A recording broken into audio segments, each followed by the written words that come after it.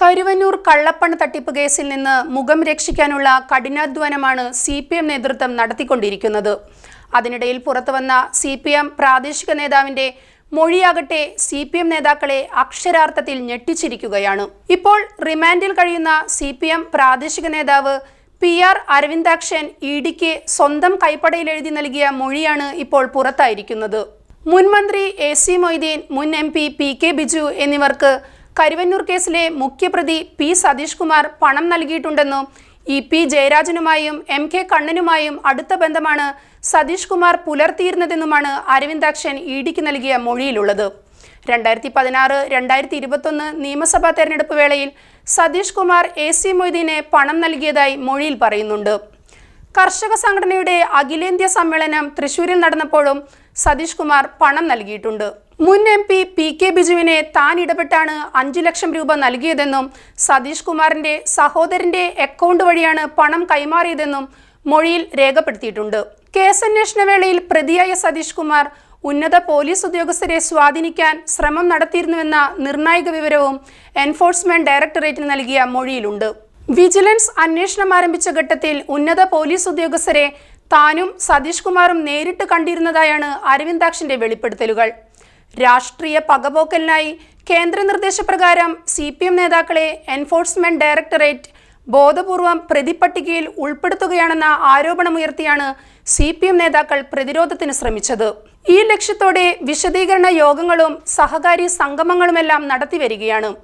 അതിനിടയിലാണ് പുതിയ സംഭവവികാസങ്ങൾ അരങ്ങേറിയിട്ടുള്ളത്.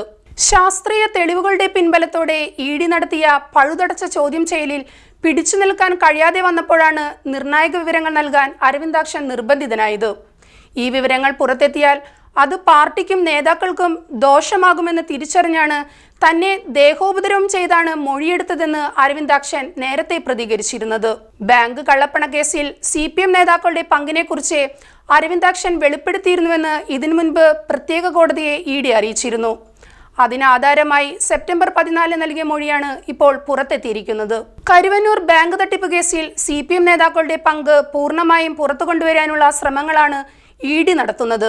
തീർച്ചയായും ഇതിന് പിന്നിൽ രാഷ്ട്രീയ നീക്കങ്ങളുണ്ടെന്നതും വ്യക്തം. CPMന് ബാങ്കിൽ 5 രഹസ്യ അക്കൗണ്ടുകളുണ്ടെന്നും അതുവഴി 79 ലക്ഷത്തിന്റെ ഇടപാടുകൾ നടന്നിട്ടുണ്ടെന്നുമാണ് ED പറയുന്നത്. ഇത് സംബന്ധിച്ച് കൃത്യമായ വിവരങ്ങൾ നൽകാൻ ബാങ്ക് അധികൃതർക്ക് കഴിഞ്ഞിട്ടില്ലെന്നുമാണ് ED കോടതിയെ ധരിപ്പിച്ചിട്ടുള്ളത്. CPM ജില്ലാ സെക്രട്ടറി MM വർഗീസിനോട് ചോദ്യം ചെയ്യലിനായി വീണ്ടും ഹാജരാകാനും ED ആവശ്യപ്പെട്ടിട്ടുണ്ട്. ബാങ്ക് മുൻ മാനേജർ ബിജു കരീമിനെയും മുൻ സെക്രട്ടറി സുനിൽ കുമാറിനെയും മാപ്പ് സാക്ഷികളാക്കാനുള്ള EDയുടെ നീക്കം CPM നേതാക്കളെ പ്രതിപട്ടികയിൽ ഉൾപ്പെടുത്താനുള്ള ശ്രമമാണെന്നാണ് ഉയരുന്ന ആരോപണം. വരാനിരിക്കുന്ന ലോക്സഭാ തെരഞ്ഞെടുപ്പിൽ തൃശൂർ മണ്ഡലത്തിലെ പൊള്ളുന്ന വിഷയമായി കരുവന്നൂർ സംഭവവികാസങ്ങൾ മാറുമെന്നതുറപ്പാണ്. പണം നഷ്ടപ്പെട്ടവർക്ക് അത് തിരിച്ചു നൽകാനുള്ള ശ്രമങ്ങൾ സർക്കാർ ഊർജിതപ്പെടുത്തിയത് ഈ സാഹചര്യത്തിലായിരുന്നു.